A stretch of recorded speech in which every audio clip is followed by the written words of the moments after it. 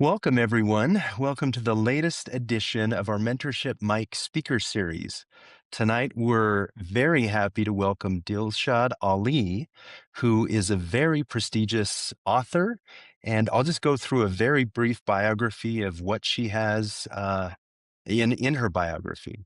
Dilshad D. Ali is a freelance editor and journalist with recent stints as a senior columnist at Interfaith America magazine and at the Fetzer Institute. Both of those, by the way, are great friends of Faith and Media Initiative. She is the former director of content and editor at The Hot Take, which covers all things pertaining to Muslim women. Ms. Ali was the managing editor of Pathos Muslim at pathos.com and the editor at Alt Muslim, a microsite of Pathos, as well as writing on the intersection of faith, family, and autism. She has covered Muslims, Islam in America, and religion at large for a variety of media outlets, including Religion News Service, RNS, The Atlantic, The New York Times, IslamOnline.net before it became About Islam, Neiman Reports, Newsweek, Illum Magazine, Islamica Magazine, and BeliefNet. So a warm welcome tonight to Dilshad Ali. Dilshad, it's good to have you with us. Hey, it's great to be here. Awesome. Thank you for joining us. We're pleased to have you with us. So of the introduction that I went through, I'm sure I did not capture it all. Is there a point or two that you'd like to go a little bit deeper on to introduce us to who you are and what you've done? Sure. My last full-time stint was with the Hot Take, which is the media arm of Hot Hijab. So Hot Hijab is it's an e-commerce business based out of New York, founded by Melanie L. Turk, and they cater to modest Muslim women fashion. And they brought me on several years after they were founded to really develop their media arm. They had a blog. They wanted it to be a robust, like, reporting on all things pertaining to Muslim women, and to help them with different marketing and communication projects as well. And that turned out to be a really interesting gig. I was a little unsure about what that would look like because I had always been working at media sites. And this was not like known for it to be a media site. But I spent 6 years there full time and grew a team. I had a team of writers who were writing for me, editorial calendars, the whole thing. It was like running a newsroom online.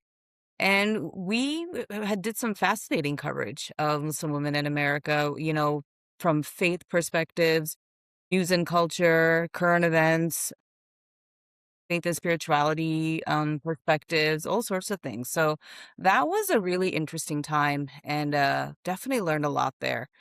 And the other place I think was that really instrumental in my work was the 8 years that I spent at Pathos. I basically helped build their Muslim channel from the ground up.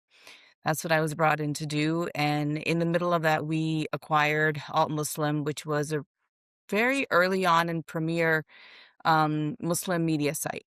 And we brought that to Pathos. And so then I ran both for a long time. And it was that kind of mid 2000s, 2000 to like 2015 was a very golden age for like blogging and citizen reported journalism, and as well as classic journalism, and a mix of all of those things in digital media, and kind of learning that landscape. And that was a really interesting time to be there and to help grow that for Pathos, and just made a lot of wonderful connections that way, and really kind of learn a lot about what it is to be when you're of the faith that you're covering, and like the different complexities that come with that. Yeah, incredible. Wow, Yeah. you've had a long and storied career. Maybe share with us, and this is totally out of the blue, but what are some of the biggest evolutions in reporting that you have seen? Because you've been in this, Oh, again, multiple fine. decades. What have you seen?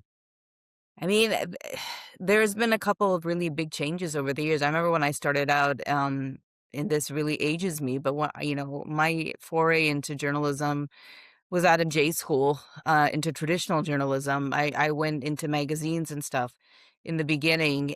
Early on, I moved to New York, married my husband and moved to New York. He's a physician, he was doing his residency, and this is around the time that 9/11 happened, and I had just been hired as a digital correspondent for Islam Online to cover arts and culture for the city.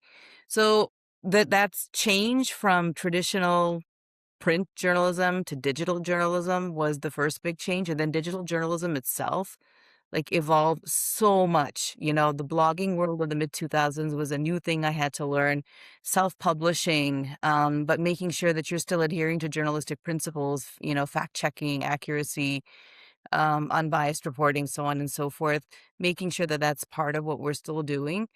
The whole trajectory of learning SEO, search engine optimization, and who is your audience. And, now when you look at the job market, audience engagement editor is a pretty tried and true thing that all media sites have. How do you grow your audience? How do you reach them?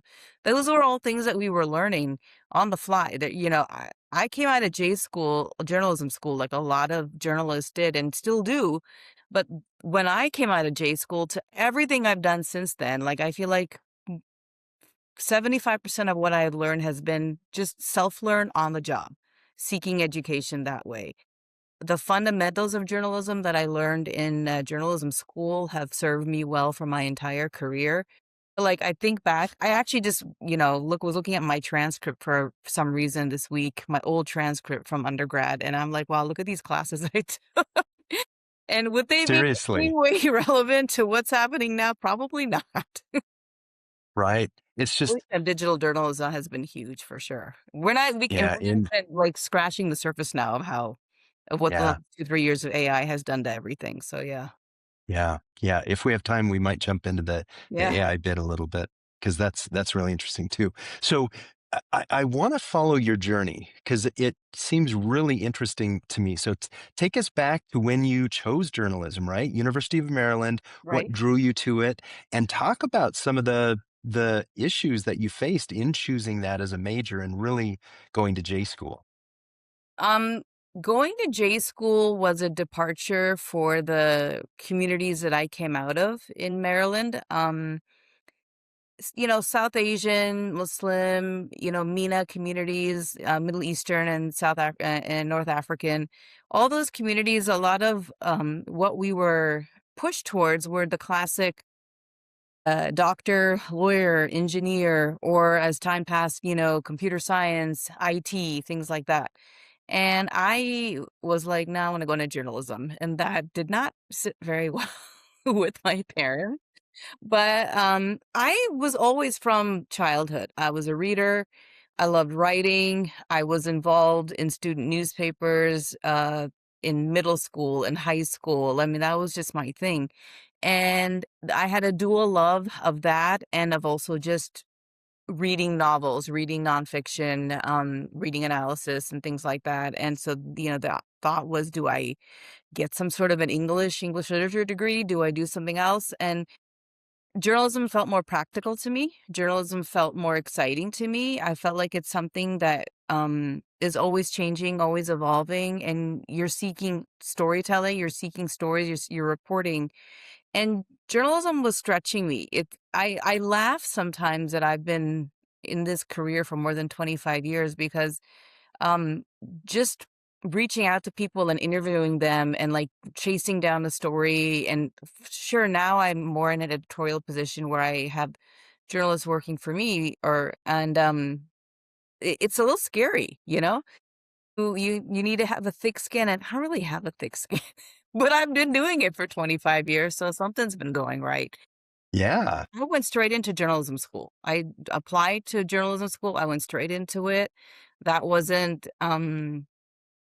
It was really unheard of back then, and I think my parents thought that that meant that I'd have to be, like, on the cop beat at 2 in the morning, and I was like, "That's not necessarily all of journalism, there's a lot to it." But The funny story out of that is, my father is a PhD in pharmacology and, very much into the sciences, and so he was still holding hope that maybe I'd be a science writer or something, and, really, like, you have to fulfill a science requirement when you go into university. If you're not a science major, you still have a science requirement.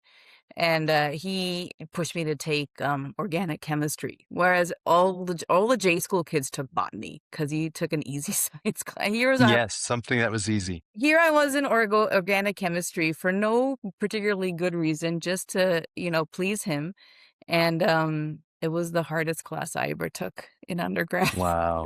I'm sure. Yeah, I'm sure it's so outside the wheelhouse of most it people was. that care about journalism and English and storytelling. Yeah, I can You do totally things get to that. please your family sometimes.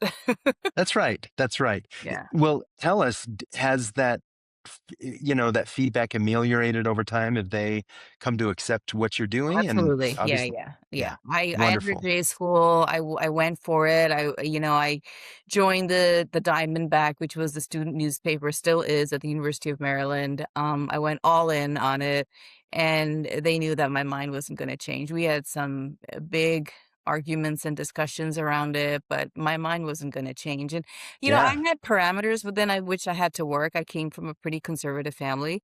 And, I was first generation of immigrant parents, and there was a whole lot of trying to navigate East and West and faith and American culture and how does that all fit together. And so there were a lot of parameters around me in which I had to operate. I mean, I could have just said, screw it, and I'm just going to do what I'm going to do. But I also respect and love and admire my folks and everything they went through to get us to where they are today. So I worked within the parameters, and I think there's things I wish I could have achieved, but I'm pretty proud of where I've been able to go and what I've been able to do. So it's been a pretty good run.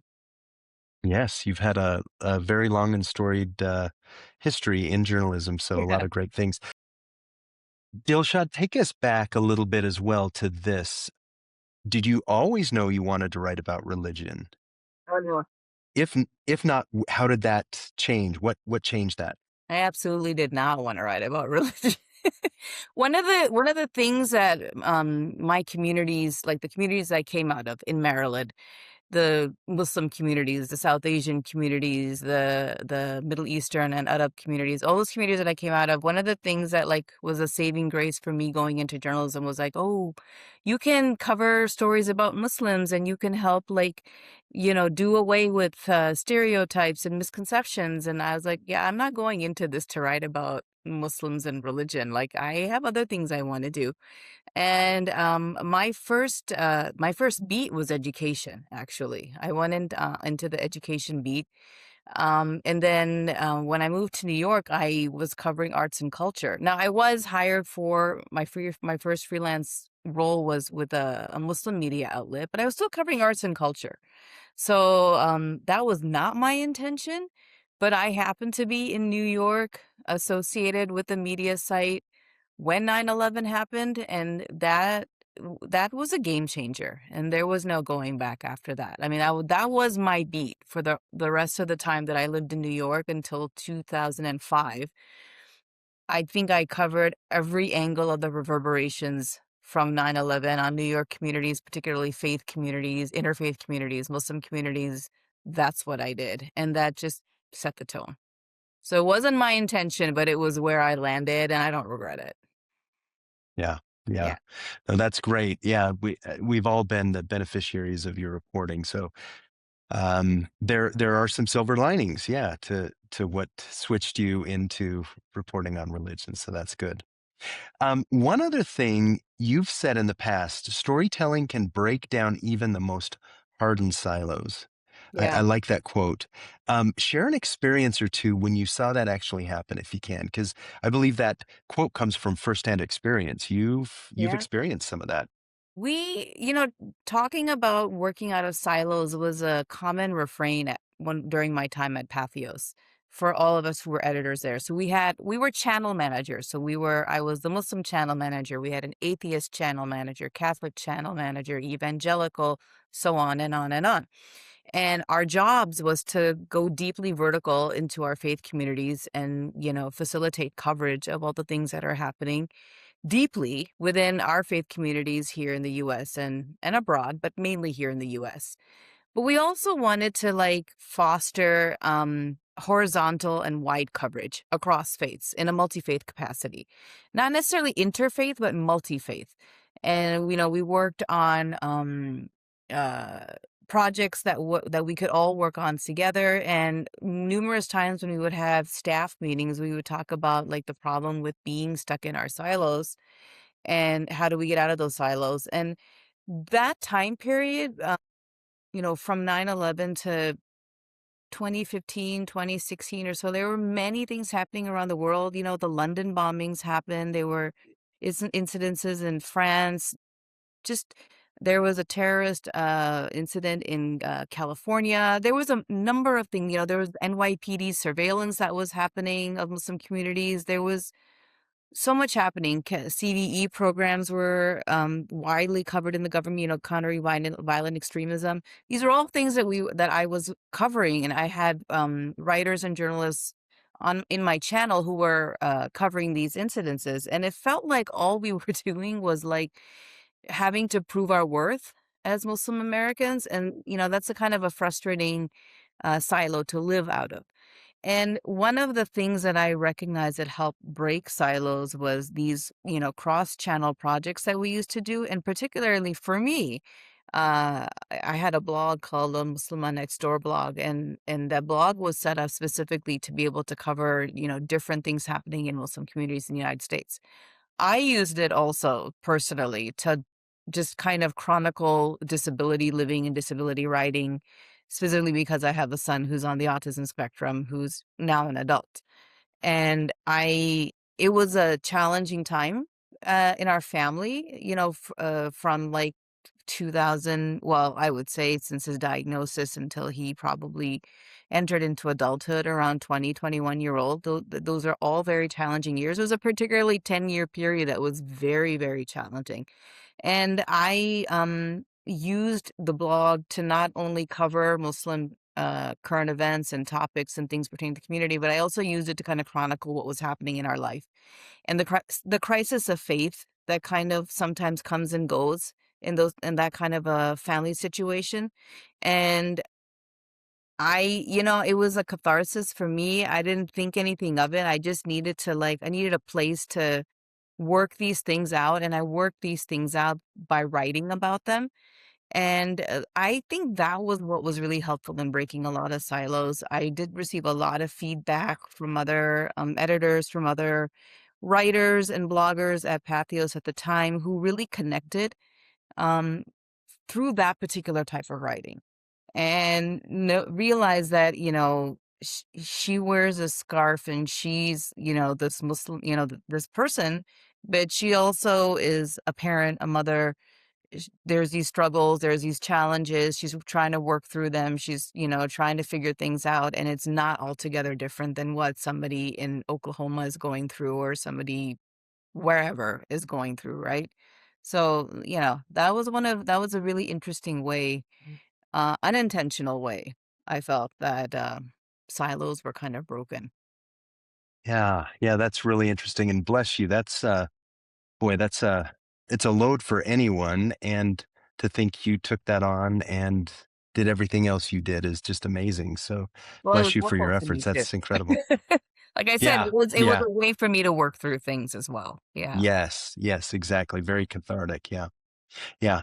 Well, I'm interested in your thoughts on this. In journalism, it often emphasizes objectivity, but we also know that, in I'll ask it this way. In your mind, how do you balance that with personal belief and identity and some of the nuances that belief, faith, religion bring with it, especially since you had the background with BeliefNet? How do you kind of talk about those two things, objectivity, but also personal belief, identity, etc.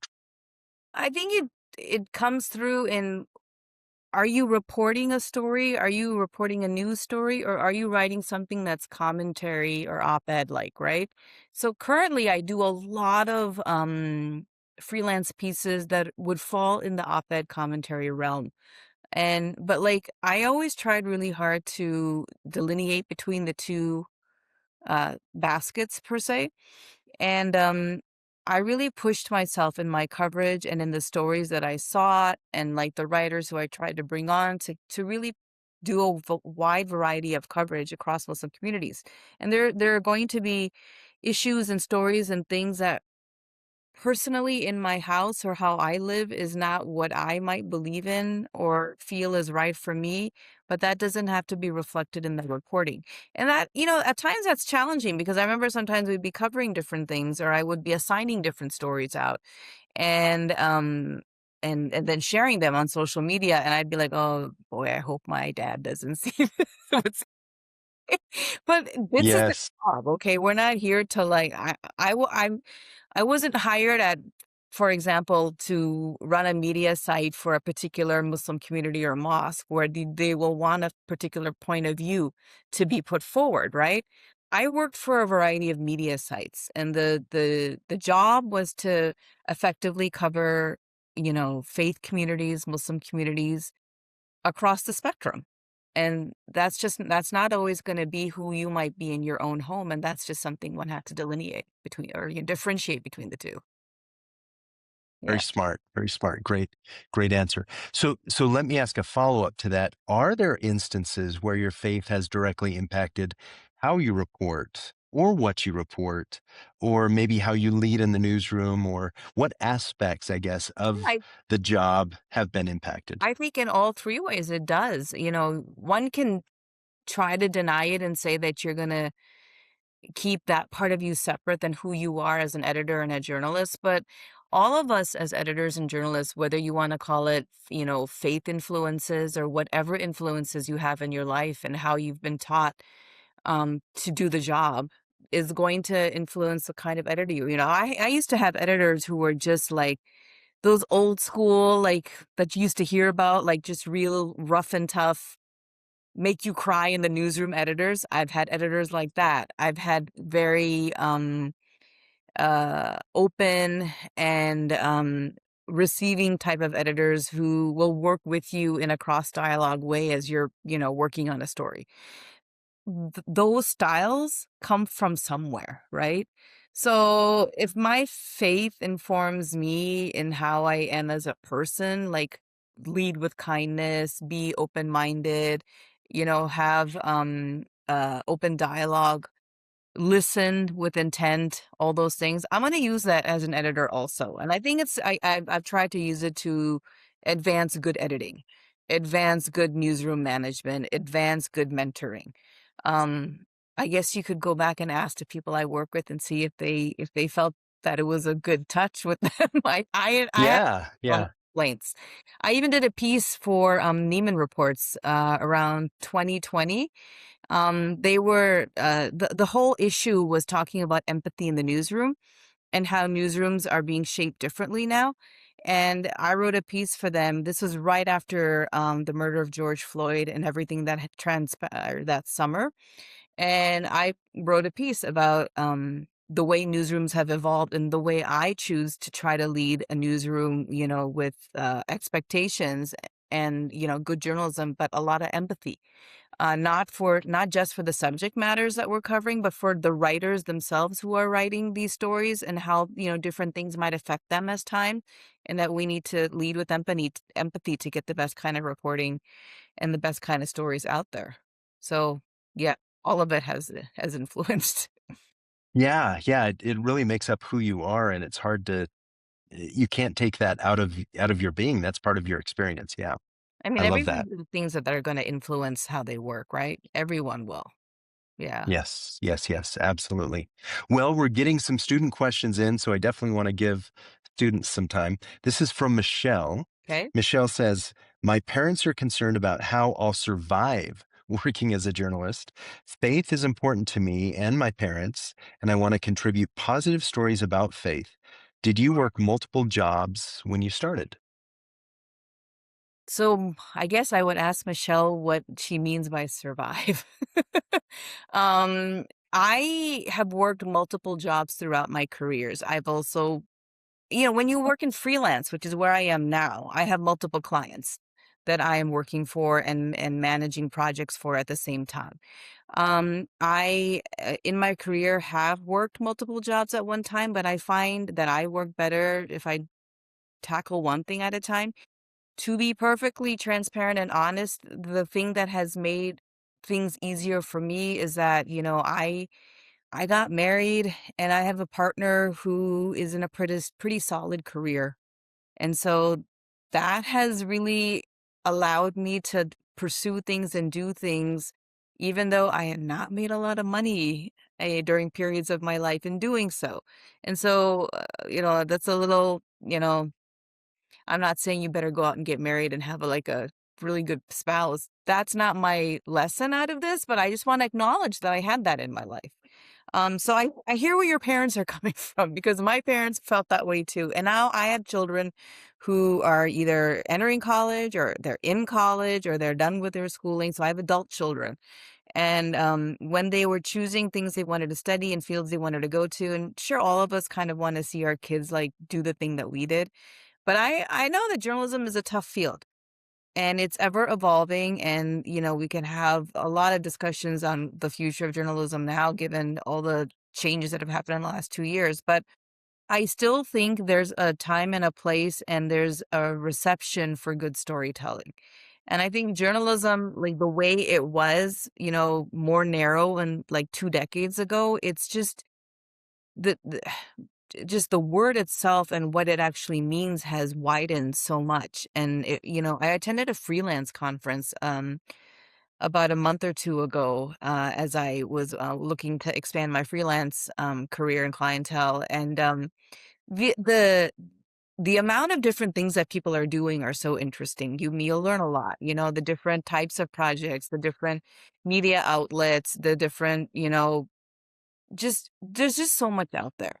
So, you have to be clever, you have to, be willing to absorb and change and adapt to the way that the industry is changing, but that's been the way it has been for 20, 25 years. Every time they said journalism was gonna die or this is the death of the media, there's been a different way that it has evolved. I mean, it feels like that now. It feels really hard right now because so many, media outlets are closing and AI is taking over. And we were having, and I was at a conference, we were having robust discussions about, how do you use AI in media and in editing and in writing and like what do you owe your audience? Like these are really active on the fly discussions that are happening right now. But I think journalism and storytelling and reporting and good stories are always going to be around and there's a place for them. Yes. And they affect change. Yes. Yes. Well said. Well said. Another student, Khaleesi, asks this question. It often feels like newsrooms reach out to religious journalists only when there's a crisis or a specific holiday. How can we move the industry towards integrating faith into mainstream beats like politics, healthcare, or education in a way that feels organic rather than performative? This is a great question, Khaleesi, and I would argue that it's already happening. So one of the things, so I'm a member of the Religion News Writers Association and have been for a long time. And I also serve on the advisory board for Religion News Service, which is a media site that is dedicated to the coverage of religion. And one thing that we have noted as we look at the future of the Religion News Writer Association organization is that reporters who are dedicated to just a religion beat, that is lessening. That is, and as much as we don't want it to, as much as those of us in this beat like want to be dedicated religion reporters, that is coming down. And what is now happening is that you're being asked to cover a lot of wide-ranging topics. But, the motto at Religion RNS is that religion is always in the room in every story. And, it's a motto, but I also find it to be true. So what we're finding now is that reporters there may not be a dedicated religion reporter in a particular newsroom, but that very much that pitch for the religious angle to something, or how different religious communities are managing something, or what issues are happening in different religious communities, that is something that is still being covered, and that, to your point, needs to be organically pitched and pursued by reporters who are not just dedicated religion reporters, because that trend is actually going down. And I wish it wouldn't, but that's not the only trend that's going down. The other trend that's going down is that you just can't be a reporter. You have to be a multimedia reporter. You have to do it Yes. all. They expect you to do it all. So this is how things evolve, you know? Yes, Yeah. yes. Good thoughts right there. Noah asks this: when you said you are managing projects, can you talk about that a little bit more? What's a typical project in journalism? Is it writing multiple stories for one outlet, or is it more about managing writers underneath you? It's all of the above, to your point. It could be managing a project where you're covering, like, this is the 250th anniversary of America, right? So maybe you're hired to coordinate coverage of a particular subset of stories around the 250th anniversary, and you need to bring in writers and multimedia specialists and videographers to put together a package of stories. That could be something. Or you are working on a series of stories. That's a very classic way to manage a project. When I was at Hot Hijab, we used to do different series throughout the year, and I would have, our writers pitch stories to me for that series, and I would assign them out, and that could be a project you're doing. Projects can also, as a freelance reporter, can be, for example, for Fetzer right now, they have a thing called the Spiritual Solutions Library, where they brought together a group of us as journalists and different subject matter experts to pitch stories to them on different people, organizations, communities, and all from a faith or spiritual angle that are trying to solve different things around the world in unique ways. And so that was a large project that they were managing, and we were all brought in on it. And so some of the stories I pitched and I wrote for that project, one was on the Rahma Initiative, which is an initiative by Heart Women and Girls out of Chicago. And it's about reproductive justice and reproductive rights from a Muslim women's organization that is focused on health, women's issues, and sexuality and things like that. So this was a story that I pitched and I did. And then another story that I pitched was near and dear to my heart, was about a disability community out in Louisiana, in New Orleans area, that it's called Amana, and they, looked at a need for culturally and religious sensitive disability advocacy to help reach communities in the New Orleans, Louisiana area, who were not availing state support services for their loved ones with disabilities. And so they kind of stepped in to bridge the gap in that way. And I wrote a story about them and their work. So this was something, this was another project that I worked in. I'm actually working on a second project with FETSA right now, for their Spiritual Solutions Library. So there's just, there's a lot of ways that that can look. Yeah, yeah, very good, very good. Well, Dilshad, I want to do something new with you tonight. We haven't tried this before with any of our previous guests, but this is called our Mentorship Mic Micro Musing. So just very quick answers, quick questions. Just want to Okay. get your thoughts on some of these things. Are you an early bird or more of a late night writer? Well, currently, I'm more of a late night writer. Okay, but that changes, it sounds like currently, you Well, said. I've been through different stages in life with my children, right? So now they're older, and some of them are out of the house, and I'm also a woman of a certain age. I don't sleep that well right now, so I'm more of a late night writer. Yeah, Yeah. late night. I love it. I love it. Do you remember the first story you ever wrote? We're gonna take it all the way back to, like, school. Yeah, let's. I remember one of the first major stories I did in college, or the first major beat that I had in college, was I covered the gubernatorial election at the University of Maryland, because we had a college professor who became the Democratic candidate for governor, and he was a professor on campus, and so we had a definite campus angle. So I was actually assigned the gubernatorial election beat, which was a new situation for me. So I remember, like, election night, I had to go to Annapolis and cover, and election night returns. So that was probably one of the first big things I ever did. Okay, interesting. Yeah. Very good. Very good. So you've talked about advocacy a lot tonight. Journalism or advocacy, if you chose one, and you don't have to choose one, but if you chose one, which one would it be and why? You have to choose between the 2? Oh, that's a very hard Yeah. one. I don't know that I could. I could say that I chose journalism and advocacy chose me. I could say that. Yeah. I didn't set That's out good. to be an advocate, but it chose me. There was no way around it because if I wanted to see things change in my son's life, I had to become an advocate, and I had to learn and grow and think larger than just his life and think out to, like, communities as a whole and not just my one child. So, yeah. Yes. Well said. Well said. Okay. I want you to take a few beats to think about this if you need to. What's a headline you wish you had written that you've experienced? So, I know you shared this question with me before we did this thing, and I've thought about it, and I don't have an answer for you, but I can tell you a headline that was written that I really liked, which a headline that was written for one of my pieces. I did a series about 2 years ago. So I had, my husband and I had planned to take our children for Umrah, which is the religious pilgrimage that's not Hajj, but it's like a mini Hajj, but it can be done at any time of the year. And we had this grand plan when our daughters graduated from high school to take the children for Umrah. They had never gone before. And but that was COVID, so we couldn't go. So fast for a couple years later, we do the trip. And this time we planned it as such that we're gonna hit all the major holy sites, which was we are gonna go to Al Aqsa in Jerusalem. We're going to go to Masjid al Nabawi in Medina. We're gonna go to the Haram in Mecca. And this was just 2 months after, October 7th happened, and so we were like, "Should we do it? Should we not do it? Should we do it?" But we did it, we did the trip, and so I pitched a series to Religion News Service to call the Umrah Diaries to kind of chronicle what that travel and what that looked like in that particular time and how everything worked out, and I did interviews while I was traveling, and so the Jerusalem part of it, I think the headline was something like and Seeking Jerusalem Looking Muslim.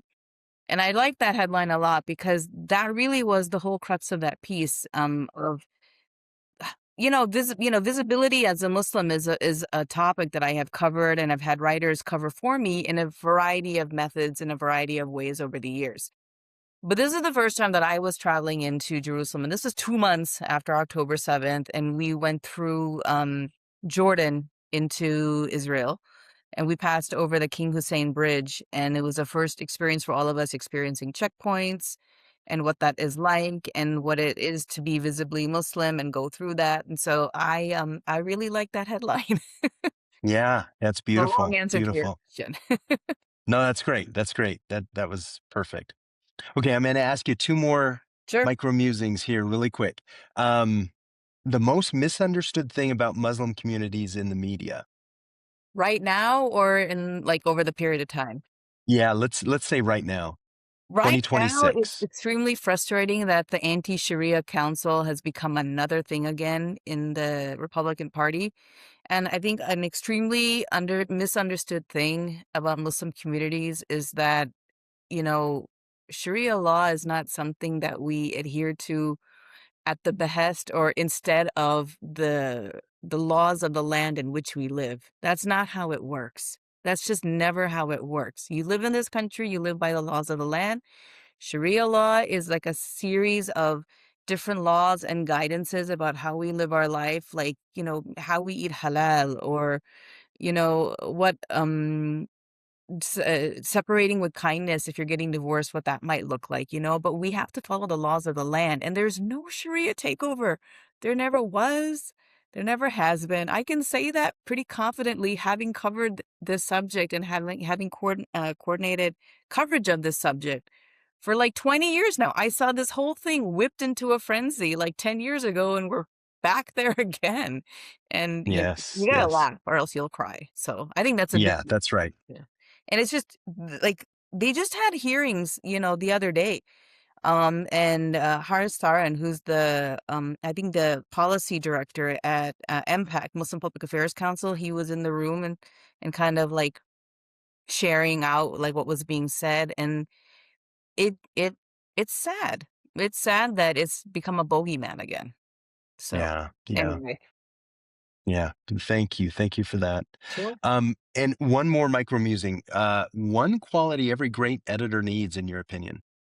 Oh, deep listening. You need to have deep listening skills. I mean, it's really easy to take someone's work and just take, the proverbial red pen to it, but I think to be able to read and to listen to your reporter to understand, like, where the reporting is coming from and what is being trying to convey, and then to think and sit on it to be able to understand what might be missing in the piece and to not edit it in a sense where you're rewriting it in your tone. You need to maintain, voice. So I think listening is really important. Great, great answer. Well, I'm going to ask you one more question of my own, and then I've got two more student questions, and then I'd like to end with anything you want to end on, words of wisdom to, our current audience, our live audience, but also those who listen to this after the fact. Um, if you were giving advice to a 22-year-old up and coming journalist that's entering the field right now, Right. what would you tell them today? What do they need to know? Again, if you had 30 seconds or a minute, what are those key things that you think they need to know at this point? Oh, there's a lot of key things I think young journalists need to know. I think being able to be adaptable is extremely important. Like I had mentioned earlier in our interview here that being able to do a little bit of everything is pretty important in journalism right now because we know that budgets are slim, that we're being asked to do a lot. So being able to have some multimedia skills and podcasting, audio, video, print, digital writing, all of the interviewing skills is really important. I think in the midst of all the emphasis on multimedia work, I think sometimes what gets lost are like the classic journalism skills of how to do a good interview, how to build rapport with the person and the people in the communities that you're trying to build rapport with and interview. That freelance conference that I attended a couple months ago, one of the sessions really talked about building that rapport and that community, that deep rapport when you're on a beat with the people who are you're going to be interacting with over and over and over again. How do you build trust? So I think there's a rush to get a story done. There's a rush to get an interview done, but the amount of time you take to build rapport is really important, and that's how you get the stories that you weren't even planning on getting. Yeah. Yeah. Great, great thoughts there. Very, very important. Okay. Two more questions, both from students. Sophia asks, in your role as a journalist, as that role has expanded and more has been demanded of you, how have you grown and pushed yourself beyond what is familiar? Oh, if you're not growing and pushing yourself beyond what is familiar, then you are quickly going to stagnate and die in this industry, which Yes. is a Yes. really hard challenge for me because I get comfortable in what I'm doing and I like to keep doing what I'm doing the way I'm doing. And that's not a good way forward because this industry is changing all the time. And the influences upon people and the way social media has been a game changer and the way algorithms change things and all of those different things. If you're not adaptable and amenable to change and to learning, then you're not going to get anywhere. And to be sure, I have found that a challenge at times because you get in a groove about how you do your work or or the tools that you use. And 2 years later, those tools are obsolete and there are new tools out there, and so you have to be constantly open to learning that stuff. And to be perfectly honest, that is a struggle for me right now with how AI has changed things, and I'm like, "Oh my god, I have to learn this now. How do I do this?" And I feel like I'm 25 again trying to acquire a new skill, but, well, it also keeps you sharp if you keep doing it, so yeah. Yeah. Yeah. That's great. Mateo asks, I know it can be difficult for journalists to do PR work on the side, Yeah. but is this possible without creating a conflict of interest, in your opinion? Well, it depends on the subjects and the people and the communities that you're covering, so when I worked at Hot Hijab, I did like 75% journalism, but there was 25% 5% of the work that I did that was marketing. Marketing also includes PR work. And so you just have to understand how to, make your line of demarcation between the two, depending on what are you covering, what's the subject, what's the story, who are the people, what's the current event, what's the issue that you're covering as a journalist. And then if you're working in PR, is the work you're doing in PR, overlapping with the journalism work that you're doing? And that's where you need to be careful. Um, if some, there are journalists out there who are pure journalists. God bless them. There's a lot of us who have to do a lot of different things at the same time. It's a tough industry, and Yes. one has to make a living. Yes. So there's ways to do it. Yeah, for sure, there's ways to do it. Yeah, that's awesome. Okay, great. Well, I'd like to give you the last say. Anything that we've missed that you feel young, up and coming people that care about faith and media, they want to be journalists, they want to be doing what you're doing, and they care about their faith as well, and faith in general. Any last words of wisdom you would have for them? I think there's a place for us. I think for sure there's a place for us, and I think what is really amazing about where we are now in this particular career in this industry is that the ability to like protect who you are as a person while you are working in this profession. I think there's a lot more respect for that.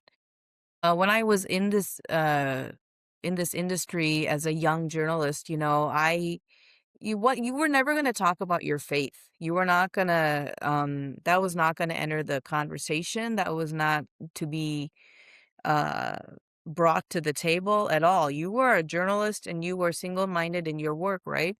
But I often, over the years and especially now when I'm pursuing a story or pitching a story or I'm trying to build rapport or trust with a person or a community or an organization or something, I will share, oh, this reminds me of something. Oh, I thought about it that way, or I went through something like that.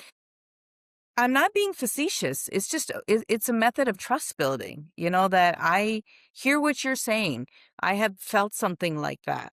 And this is informing the fact that I want to ask you these questions about the story that we're doing. So I think it's really, it's nice that journalists and reporters and editors can not have to hide all parts of their authentic selves.